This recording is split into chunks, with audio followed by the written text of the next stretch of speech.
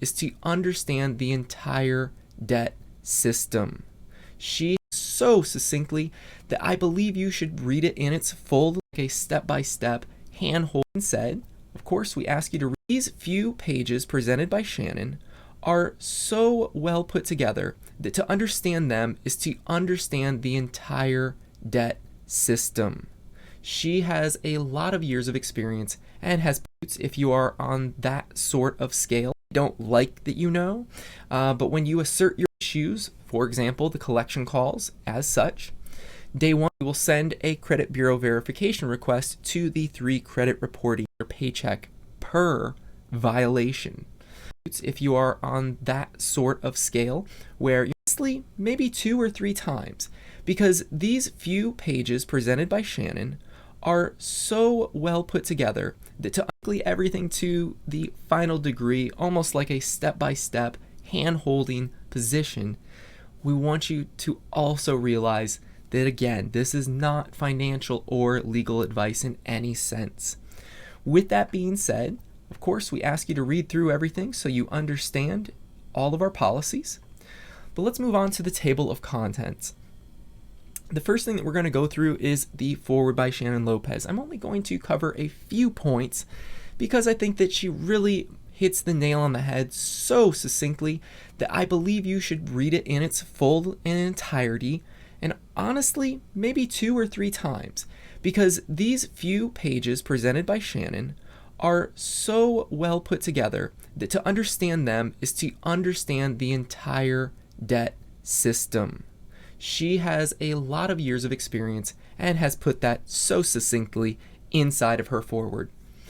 Further, we were going to go into the types of things that really debt collectors don't want you to know. How you would go about replying to lawsuits if you are on that sort of scale, where you're not just trying to remove them from your report, but you actually have creditors coming after you. This process also helps in stopping them cold, the collection calls, everything. So we're going to show you all the things that they don't like that you know, but when you assert your right properly, if they are to violate any of your rights, it not only eliminates the debt, but it also gets you a nice, usually $1,000 to $2,000 paycheck per violation. So once we get to that, we're going to go through, and the process begins by getting a credit report and, of course, opting out of any issues, for example, the collection calls as such. Day one will be a debt validation request. We'll go through why that process works and why it is so powerful. And again, Shannon Lopez goes into this as well. Day 11, we will give a notice of fault, an opportunity to cure. And of course, day 11, we will send a credit bureau verification request to the 3 credit reporting agencies. On day 30, we will get a second credit report. What that does is validates that the debt has been invalidated, yet not removed from our credit reports, thus a violation of rights, instantly securing us a win in court. Day 31, we can send out a notice of default and final statement. And of course, there are 2 methods upon which to go about this. There is a private matter and a public matter. Now, the private matter will be a little bit more expensive, and it will usually cost between $500 and $1,000. That isn't always suggested, but it is given for those who don't like to end up in court, which really isn't too hard. Once you understand that you are the plaintiff, you are suing them, and that they have violated your rights and you have proof of that, it's a basically done deal. And even if you need to defend yourself in court, we will go over that as well, which is actually pretty easy to do. We just need to stick to the main points and, of course, make sure that they validate and verify all of our requests. If they don't do that and fail to do so, they will lose in court. It's that simple, and we'll show why it's that simple. That being said, the public side is much more cheaper, inexpensive. It is also quicker. Fortunately, when we go through public court and enforcement, we will actually have the negative remarks not only removed from the report, but also from the agencies in which the debt was owed. For example, if we had a Bank of America or a Chase card, we, of course, go to small claims, show that the debt was invalidated and not verified properly. It will be forced to be removed. And now Bank of America, Chase, whatever credit card that was, the institution will no longer have a record of you. You can go back the next day and get that same very card from them as if you had never existed, the debt had never existed. And beautifully enough, everyone tends to do this because it's like free money. So again, this is a process that can pay for itself. You put this on the credit card. That's why we even talk about that. And you can eventually, within 90 days, get that removed and go back and get another credit card. So small claims in the public enforcement route is always suggested. It typically only costs about $15 to $20 to go through this process.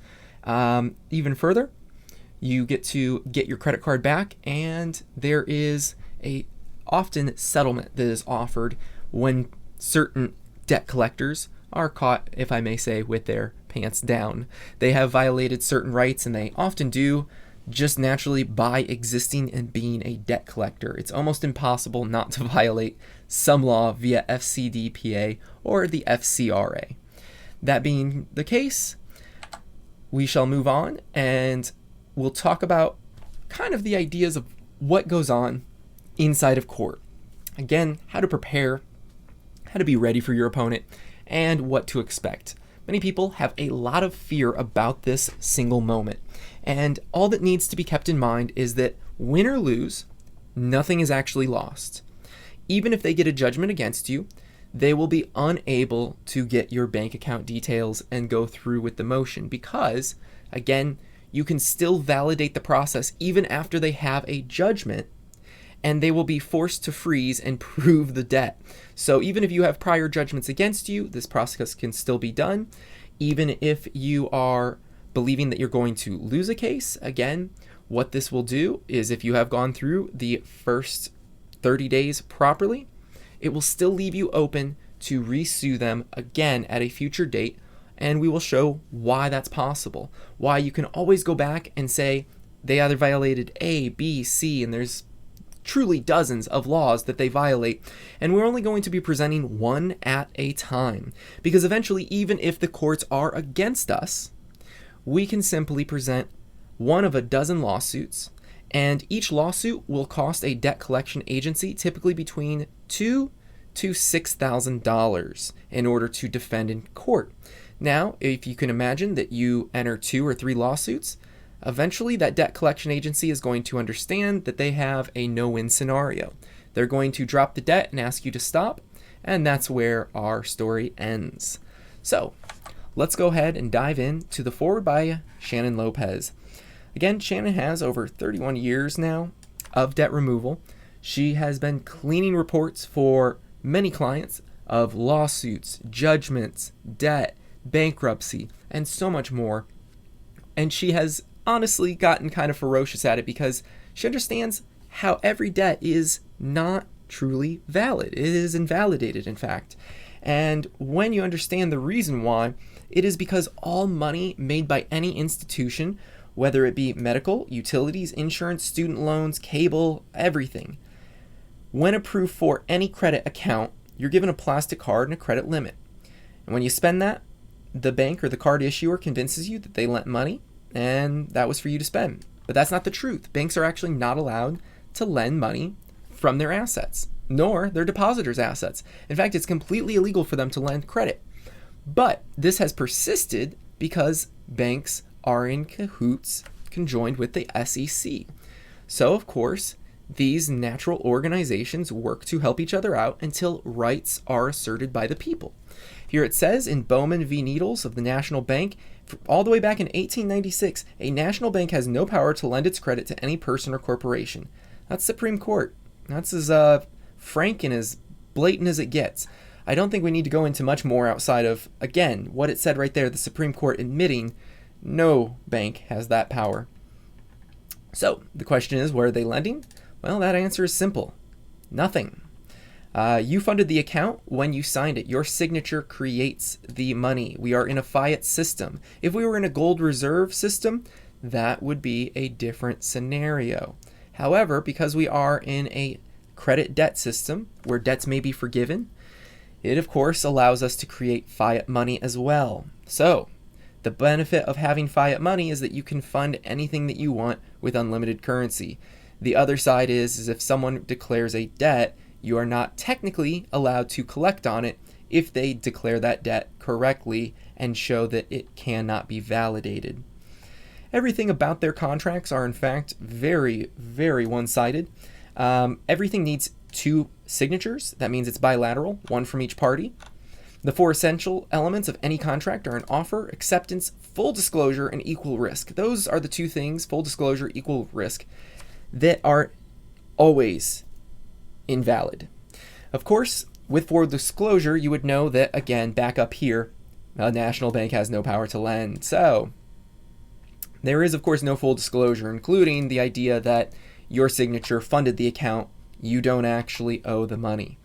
The other thing is equal risk. If they are not risking their money, because the SEC and the the Treasury will buy said debts and repay them of that loan, they have no risk. They have given you something for nothing. They present no risk of their own, and therefore, because of that, it is a unilateral contract, not bilateral. Again, in order for a contract to be valid, it must be bilateral. 2 parties must come together. If it's just a one party, well, it's me, myself, and I. Did I need anyone? No, absolutely not.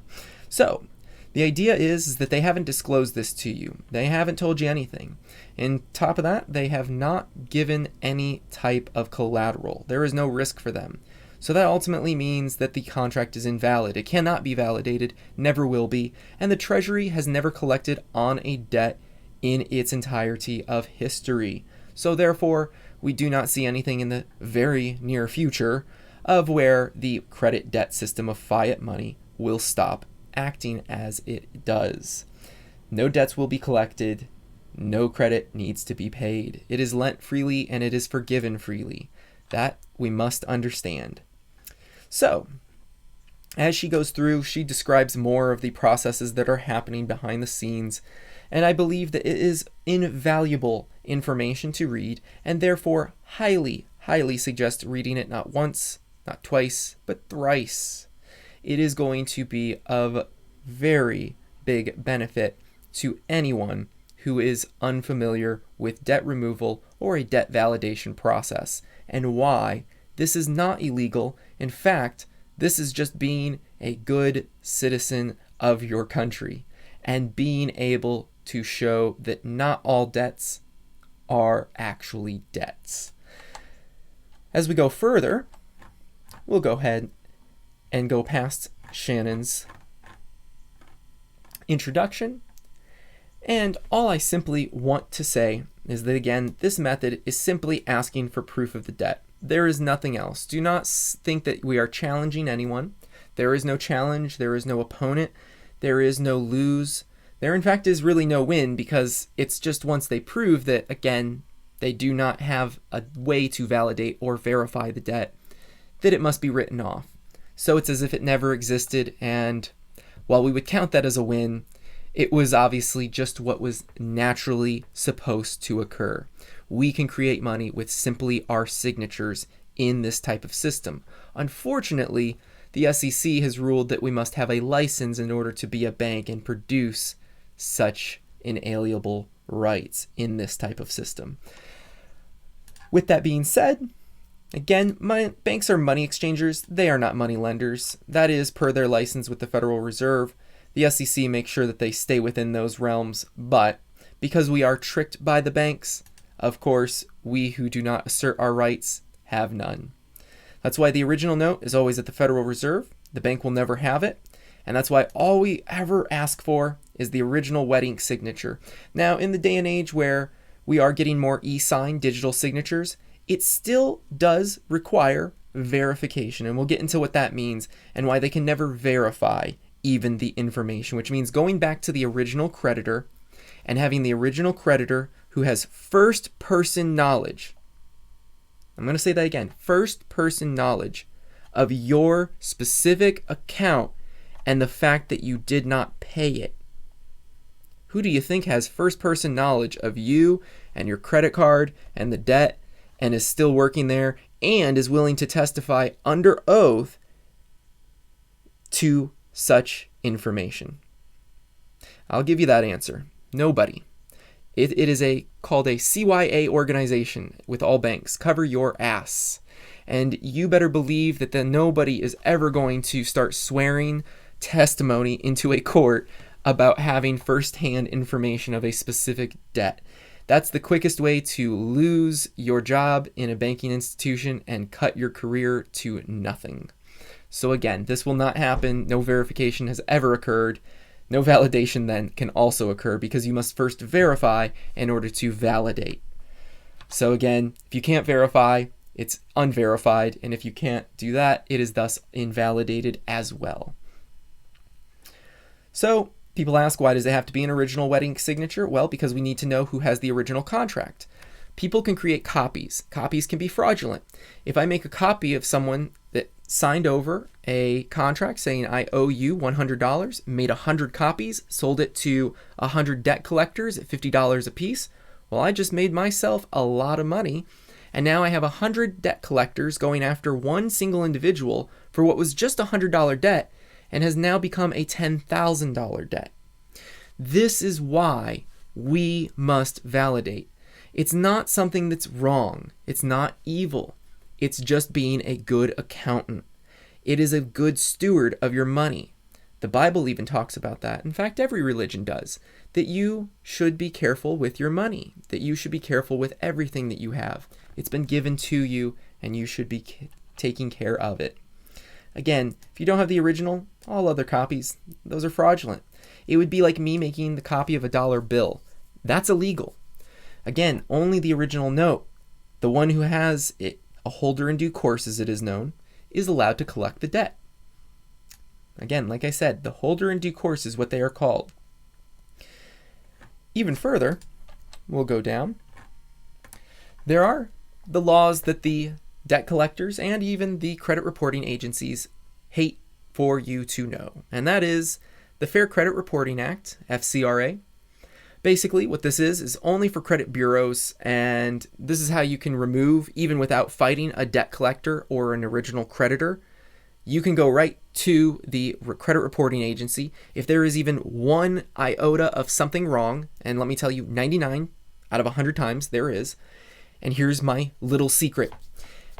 Anytime they report inside to an agency, they will only give dollar amounts.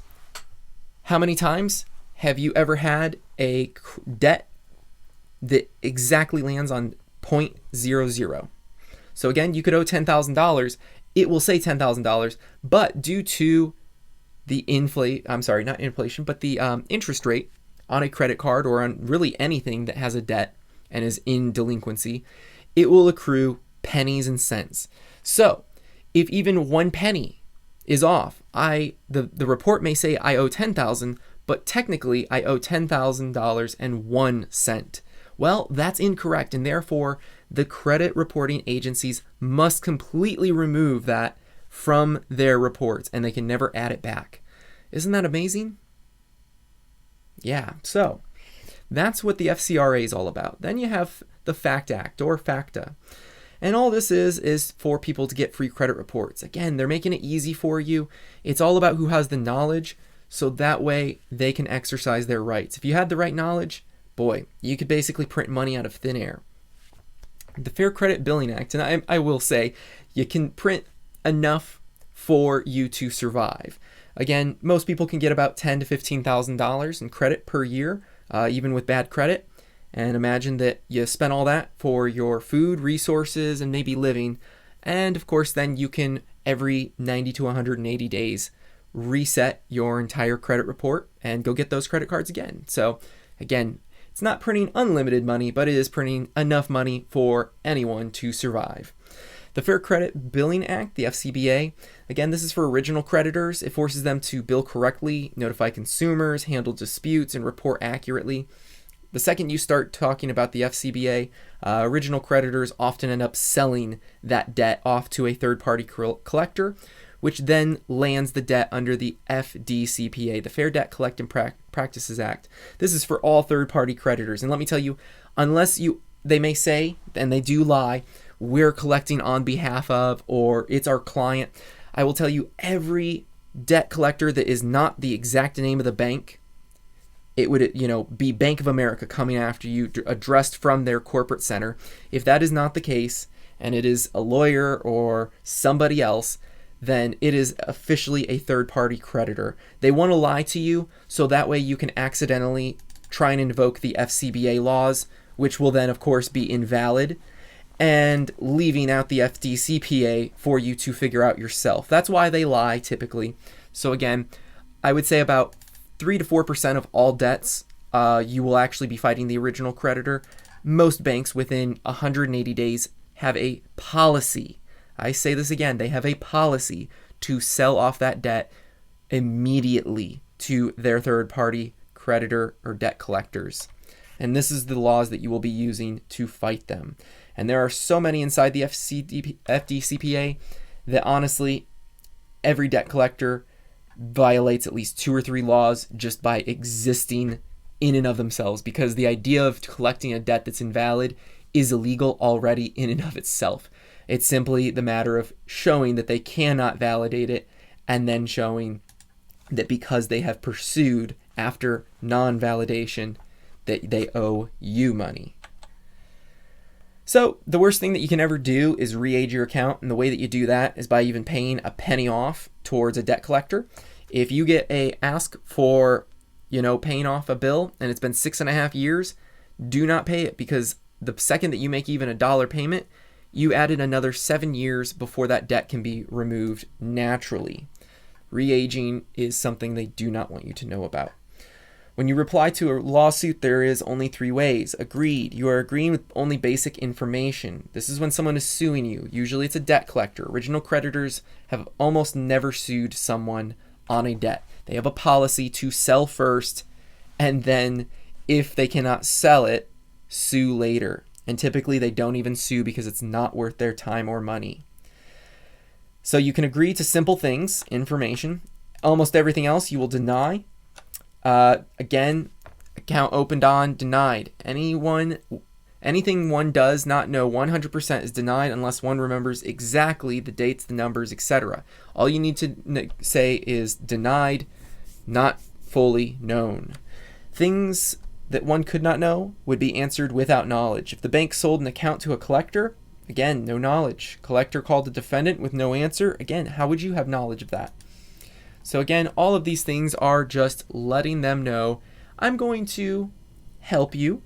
In a sense, I'm not going to try and be as they say, an aggressive defendant. I'm going to submit to what the courts require of me. But of course, I'm not going to give you even an iota of what you do not prove beyond a reasonable doubt. Now, where the process begins is often when people find out that they have a debt that is now trying to be collected.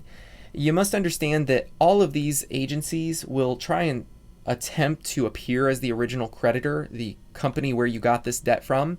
However, the case is these companies buy debts in bundles of 100,000 or more for purchase, usually for pennies on the dollar. So if they could collect on even, say, $5,000 out of $100,000 in debt, they would actually make money. So they're not really fighting too hard on certain things. In fact, when you fight back, some people will say, yes, that will put you on a list, but typically we find that with a single lawsuit, most companies do not wish to pursue you. It's not worth the money, it's not worth the effort, and it's certainly not worth their time. So when someone fights back, they usually let them go. And again, right here, we can see that it says at the very bottom, this communication is from a debt collector. This is an attempt to collect a debt, and any information obtained will be used for that purpose. If they say that, and they must say that, they are a debt collector. They're not the original creditor. Anyone who does not have this and tells you that they're a debt collector, and it turns out that they are, has violated a right and a law. They owe you money, and the debt is now thus invalidated until they can validate it, because by false representation, nothing has been done, even if it was truly validated, which it never will be. We've never had any debts validated. So you can choose between private or public administrative justice. We always suggest public, but if you choose private, you go private the entire way, and then later you can enter the public if you choose. If you go public to begin, you cannot go backwards into the private. So again, private costs more, public is much cheaper. This is upwards of $500 to $1,000. This is about $20 to $30. So big difference in deleting debts. Also, the difference is, for private, registered mail costs a lot more. Public, certified mail only costs a few bucks. For private, you need an adjudicator. That basically means you got to pay a private person to come in and play as the judge, third party. That usually costs a few $100s, easy. If you go into small claims and you claim indigency, which means I can't afford this, then at the end of the day, that will be absolutely free. That's an awesome thing to have. Again, whatever path one chooses, one must stay on. That's the only idea. So what we're going to do is we're going to get a credit report right now, all right? And annualcreditreport.com is the only one that's legally authorized to give it for free according to the U.S. government. So go there, get it. Once you have that, you know what your debts are. Now you're going to start sending out letters to validate. You're going to request that they, again, go and find who is the original creditor, who has first person knowledge, where is all this coming from, etc. You want to send this via certified mail or registered mail, depending on private or public. I'm going to be, from here on out, speaking in a public manner, so I say send via certified mail. We want these documents to be notarized, so go to any notary service. You can go online at notarize.com. You could go to your bank and get it for free if your branch offers that. All you got to do, again, is get it notarized. You can also have two independent people who are not you simply sign as witnesses that you signed as well. And simply get a scanner, take a picture, whatever, so that way you have proof that, hey, I did sign this, I did send it, here's all of that information for the court should they ever ask, which they really never do. Here's the letter you'll be sending. I ask you to read over it. I will not, because there is a little bit more details that I think you'll enjoy, but the main idea here is that we're asking for verification and validation. Again, verification and validation are different. Verification is making sure one owes the debt. Validation is then disputing the debt and stopping all collection activities until the debt has been confirmed. So again, they must do both things. It's not just one or the other, it's both of them. This goes into exactly what you're asking. These are all things required by law. So again, they have to give you every one of these things because it is required by law, each of these points. As crazy as that sounds, this is what's required of every debt to be validated. And let me tell you, they cannot do it.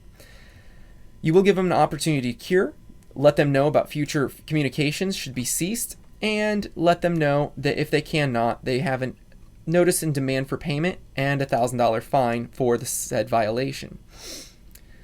This just lets them know you're not playing around, that you see and know many court cases that have been decided against a debt collector because they could not validate the debt. It gives them incentive to basically drop it right away. On day 11, we will send a notice of fault, an opportunity to cure. All this simply does is just sends them a letter saying, hey, give me my information, you didn't validate it. Because everything that they send is not validation, okay? What do I mean by that? Well, they're going to send you a letter that looks a lot like this.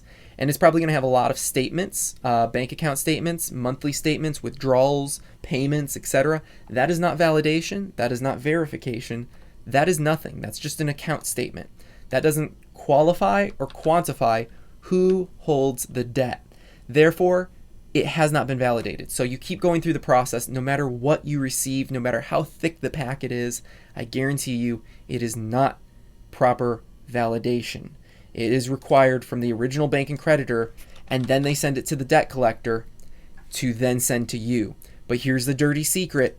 The original creditor, upon selling a debt to a third-party debt collector, may no longer communicate with that debt collector that they sold to about said debt, thereby The dirty secret is, if you can logically follow, no debt can ever be validated because they cannot communicate with the original creditor legally. If they do, they've actually violated another law, and this is actually covered in further inside of the FCBA.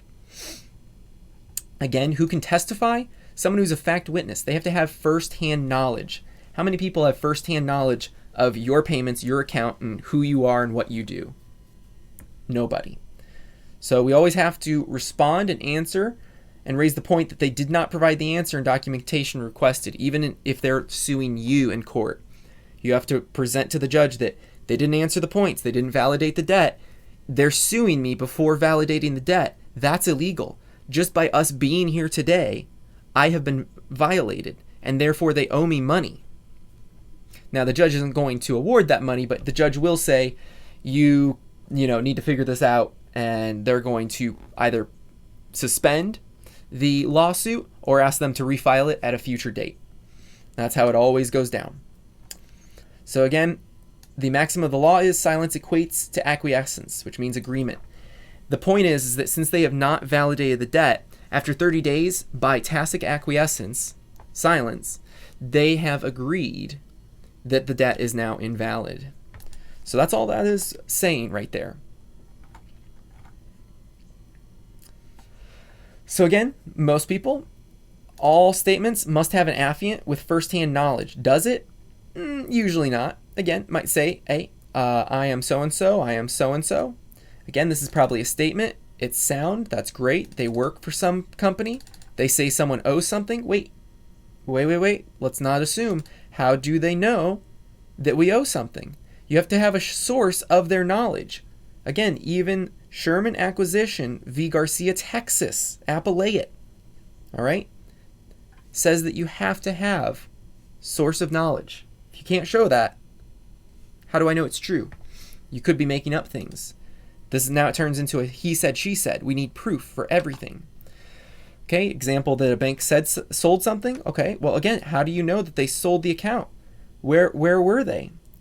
Where's the statements? Where's the affidavit that someone has firsthand knowledge that can testify to this? Again, here we have Paladicius Collection v. Gonzalez, Citibank v. Martin, Unifund v. Dover, Luke v. Unifund. All of these things clearly show that unless you can prove every single fact that you assert as a debt collector,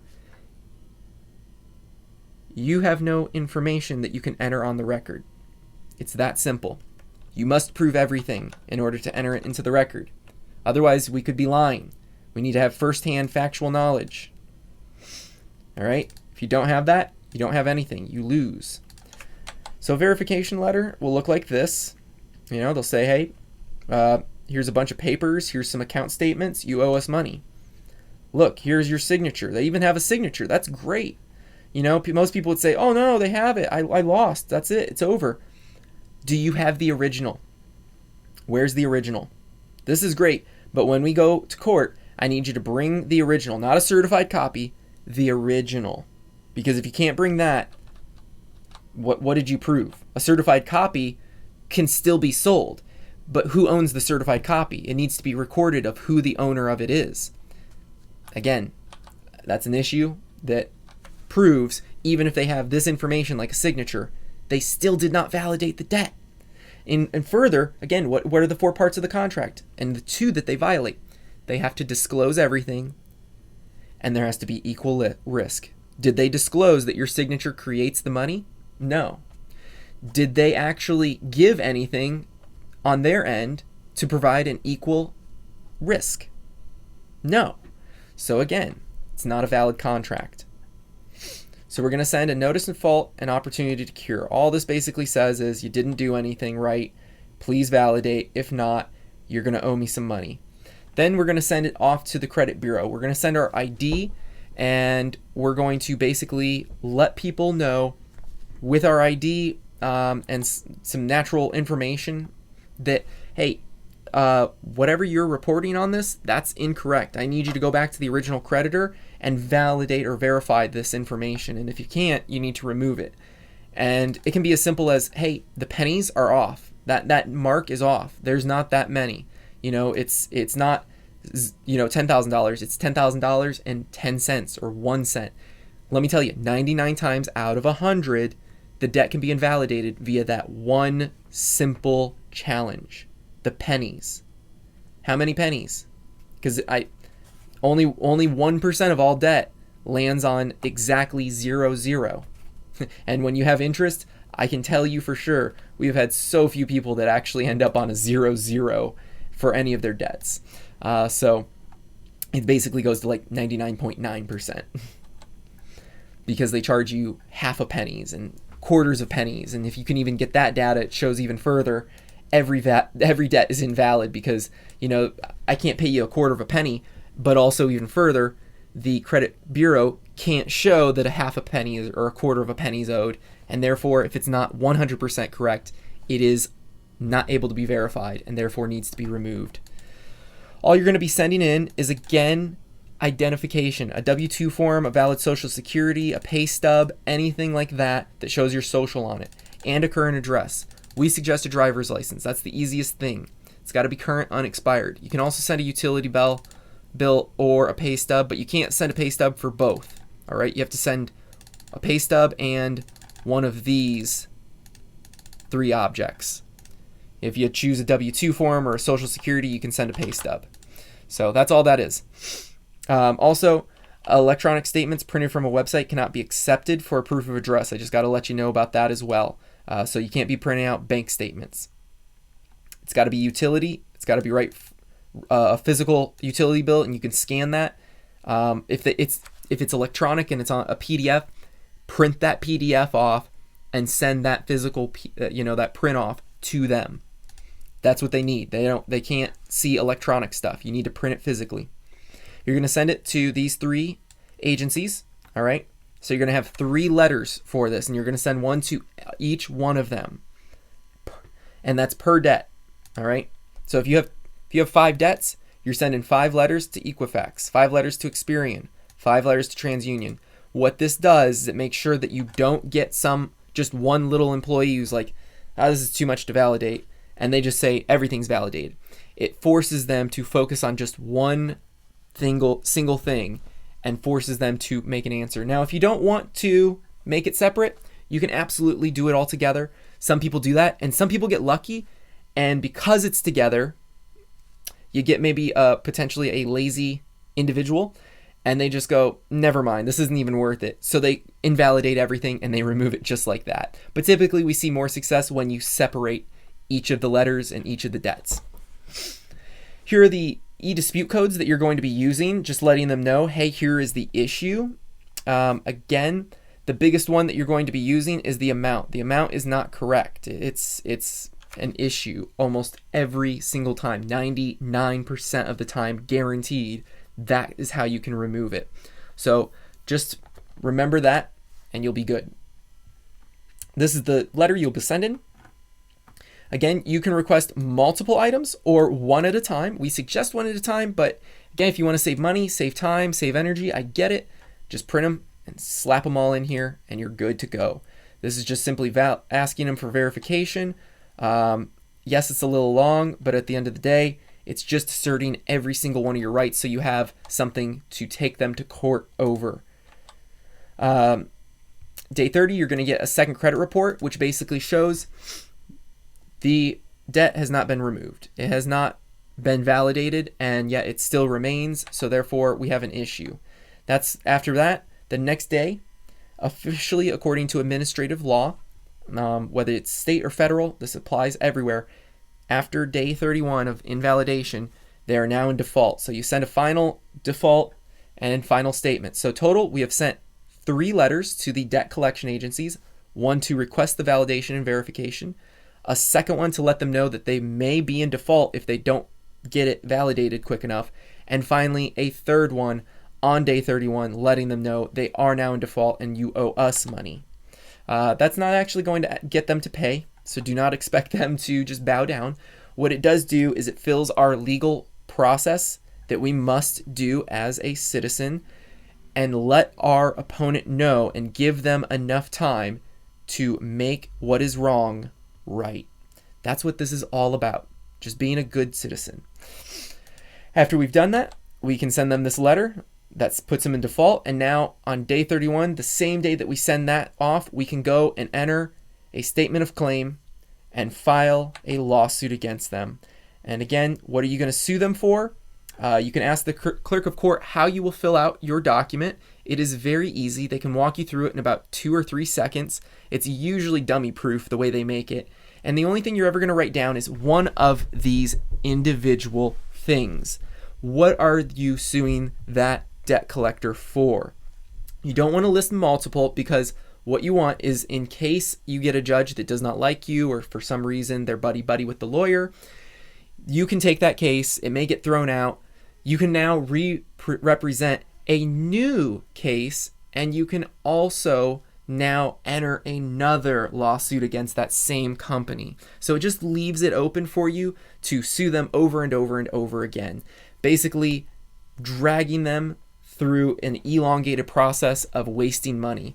Because even at the end of the day, you can do all of these court cases by phone. So that's kind of a fun thing that I like to do and throw inside of the lawyers' faces, that I'm not even showing up. I just call on my phone, wait 10-15 minutes, and then, I wasted an hour or 2 of your day. And the potential is that if you lose thousands of dollars against me. So of course they do have to take every single lawsuit seriously, and it wears down on them. Usually by the second or definitely by the third, they're done. And sometimes I'll even just pull court cases out before it actually gets to the final hearing, just so that I can re-enter it later again for free again. And then that just, again, wastes more of their time. The lawyers get so peeved. They basically end up just getting so angry with you that they can't handle it. And they say, "What do you want? I just want to be done with you. Get out." And that's what we want. So again, just enter one of these reasons why you are suing. And once you do that, this is a little flow chart of what happens. It may seem complicated. It's not really. All it's about is they're going to try and give a motion to dismiss. I will walk you through how you can fight that and why you have a valid argument every time, no matter what a lawyer brings up or tries to bring up. So this is what your average civil cover sheet will look like. Now, you may go into small claims, you may go into civil court. It does not matter. It's all the same process. You're going to fill out your name as the plaintiff. You're going to fill out that scammer debt collection agency as the defendant. Then you're going to say, hey, this is a federal question. If it's small claims, then you don't even fill that out. There is no jurisdiction that needs to be said. You're a citizen of the state as the plaintiff. Wherever the defendant is out of, you want to let that state know, so they may need to contact them. And of course, you want this to be over consumer credit. That's the reason that we're suing. That's the nature. So they know us which judge to place us with, because each judge only knows what he knows about agriculture, about securities and commodities and stock exchange. And we need the judge that knows about consumer credit laws. So that way we can get a better chance of winning. What's the origin? It's an original proceeding. We're always going to say that. Sometimes it may be reinstated or reopened, but typically we'll withdraw an entire proceeding and then re-enter it as a brand new lawsuit. So it's almost always going to be original. Cause of action, you're going to place that there. Here I'm quoting 1692 of the U.S. Code for the FDCPA, and we're just going to say, hey, it's a violation. They didn't validate or verify. That's all. And again, if we could, we would love to get a jury. Most times you're not going to be able to get that. That's really only reserved for criminal complaints oftentimes. Then you're going to sign, date, and you're done.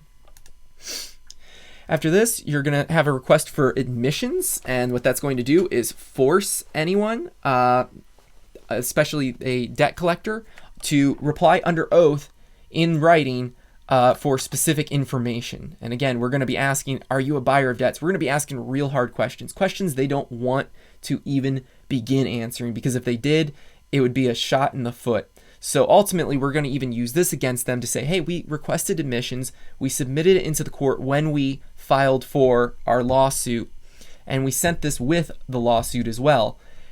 And they didn't answer back in those 30 days. Judge, can we, since they didn't by tacit acquiescence, can we say that they admit to everything? Because that's how everything is supposed to be asked, right?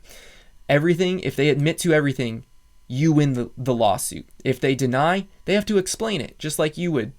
And honestly, they aren't going to be able to explain it. So they're not going to even answer in any case. So why are we doing this, knowing it's not going to get an answer? Because everything that we asked is now entered into record and is added as if it were admitted to or as true. So every question we ask basically says, is the debt validated? No. Yeah, it is. Admit that you received a letter of debt validation. They did. Admit that you received notice in default. Admit that you did not send, confirmation. Admit that you did not verify the debt. Admit that you did not verify with the original creditor. Admit that you didn't, reply back and that this is tacit acquiescence, and admit this and admit that. And at the end of the day, that's where they lose. It's all over from there. So again, then we come in and it's a motion to deem facts admitted in memorandum and support. And all we're really doing with this, let me just move this down. All we're doing for it is just, again, saying on day 31, they didn't admit any of these things. So we need to come to a conclusion that it's all entered into as fact. And once that's done, they are not very happy because that means they're going to lose. So then you can move for a motion for summary judgment, and you could basically win the court case before it even gets to court, simply because they didn't do anything. They didn't reply. They didn't do their verification validation as required by law. So if you have to defend yourself and the debt collection agency is coming after you, here is how you would answer some of these things, okay? So again, with respect to certain allegations, insufficient knowledge to either admit or deny. That's one way. Or you can admit, or you can deny and say that the alleged account is correct. That there are no facts on record to allege this account and disputes the terms and conditions of the account and the amount that is also due. So again, we're trying to deny everything. We don't want to give them any single fact on the record. They have to prove it, not you. When they ask you something, they're trying to save their butts from having to do all the hard work that they can't actually do, which is prove that the debt is valid. Do not help them with this. Deny it and say, I actually say that it's incorrect. That's what my issue is. That's why I'm denying it. I deny any wrongdoing, all those different types of things. So that's all we're really going after. So when we're in court, all we're trying to ask is questions. The second that we stop asking questions and begin answering them, we have lost all power. We have lost everything that allows us to win.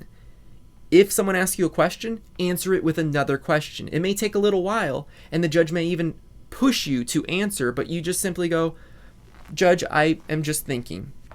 They may even say, why are you thinking? What do you need to think about?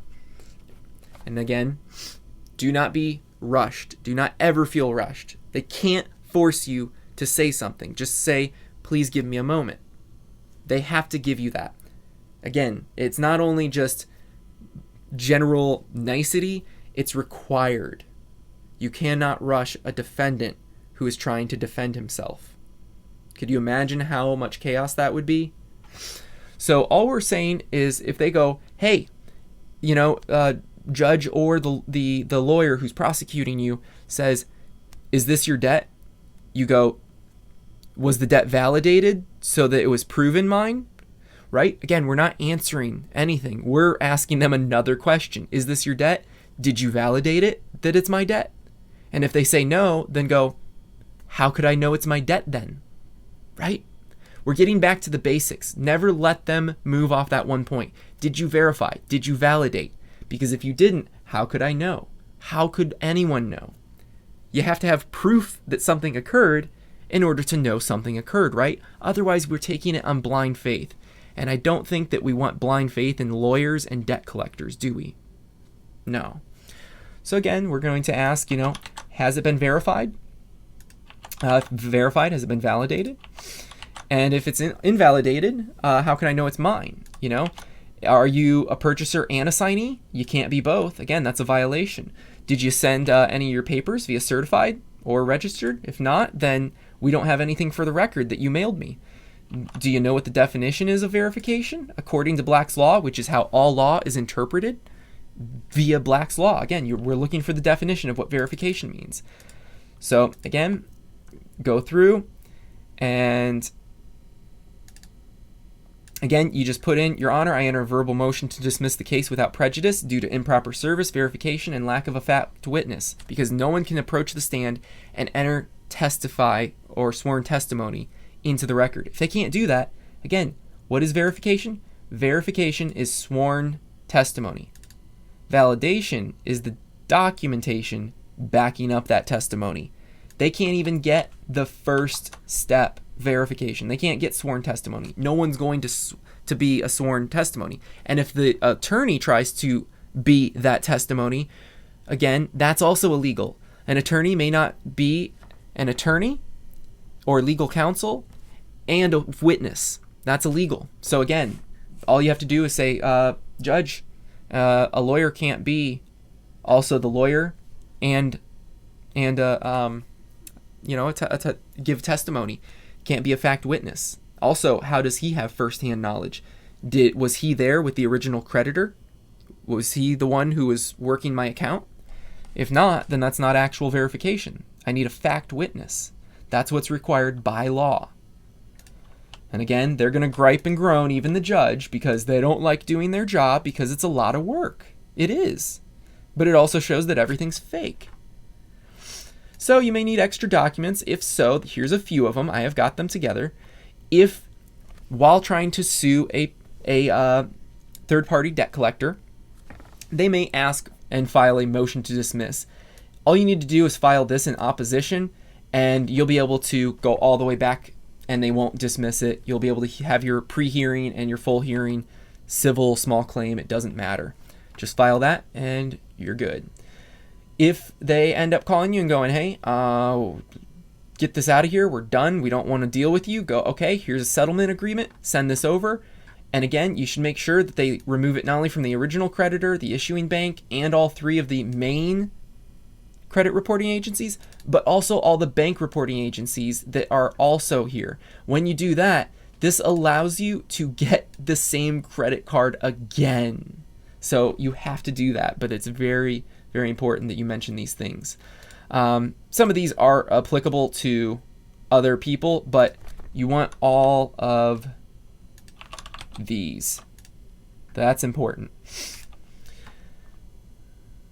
Now, the other thing is a stipulation of dismissal with prejudice. That's after they've given an agreement. That's all you're there for, just to say, okay, you know what, that's fine.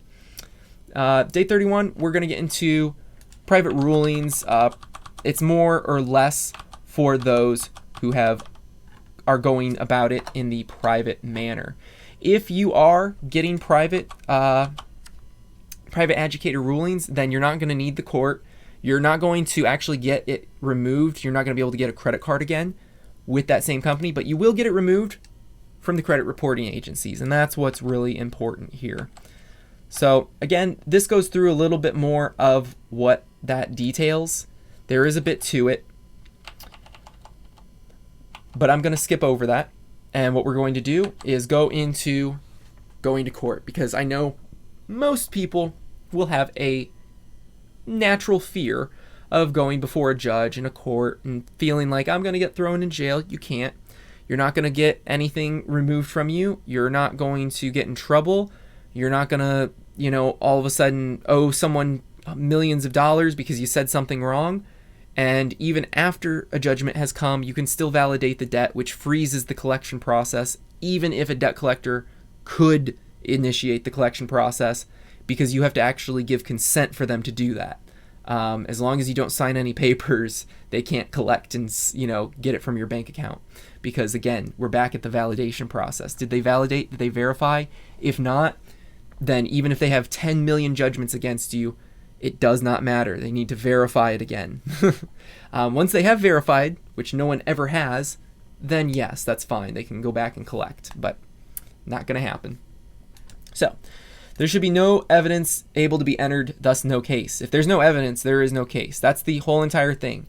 You're going to be asking, Judge, where's the evidence that, I have this contract. Where's the evidence that a fact witness has verified this information? And then where's the documentation backing that up? If there is no documentation, it's invalid. And if there is no fact witness to swear on a Bible, or at least, write in front of a notary and say, under the penalty of perjury and go into jail for years, I swear that this is what's true, we have no case. And obviously the judge will have to admit that and basically throw out the case, but he'll do it in a way that seems so that other people don't understand what's going on. That's kind of the whole point. If they lost control in their courtroom, all hell would break loose. So just stick to the facts. That's all it is. Ask questions, stick to the facts, make sure to keep it brief and easy. All you're going to do is submit a motion for telephonic hearing. This allows you to, when it comes to the actual hearing, to show up via phone. You will always have to show up in person in order to get the pre-hearing and have a mediation with your opponent, whether being sued or suing. You will always have mediation to talk it out. And usually, I would say about 60 to 70% of the time, you can talk it out and they'll just dismiss the case right there, or they'll drop the debt collection right there, as long as you say, listen, all I want out of this is for you to drop the debt collection and remove it from the reports. You do that, and we're done here. If you go on, I'm going to make life hell. That simple. I don't really say much more. They get the point, and it makes it real quick. They make a phone call to their boss. Their boss usually says, fine, screw it. And 10, 15 minutes later, you bring out your printout of your settlement agreement, and you're done. That's it. So, if you do get to that eventual hearing, then you will ask for a motion for telephonic hearing, and you can show up via phone.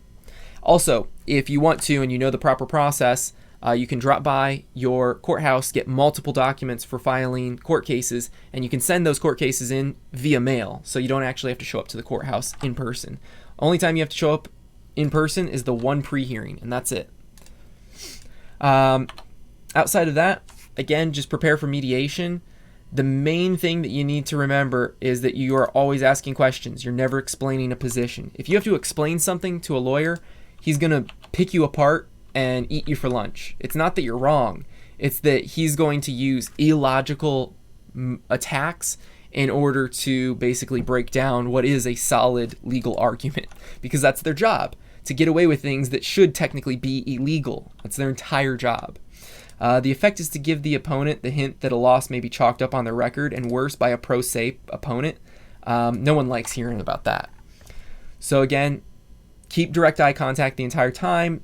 Don't be a friend. Don't try to, do anything outside of just saying, look, I'm the one in control. I'm the powerhouse. I'm going to talk calm. I'm going to be patient. I'm going to talk slow so that you understand everything. That's the biggest power piece that I could ever offer in that mediation. As long as you do that and you remember, hey, their personal time's worth about $300 an hour. So when they're hiring that lawyer, you better believe that they're chalking it up like, you better get me some money. If you don't get me money, you better figure out in 1 hour that we should stop this. So that's what that's all about. Other than that, again, we got our proof, we got our case studies. People have been removing debt for decades. We got so many pages. You can run through it, see all the people that have been successful and enjoyed really removing debt the easiest way possible, which is just asking for the validation. Student loans and more has been removed like nothing. So, with that being said, I want to thank you for making a purchase.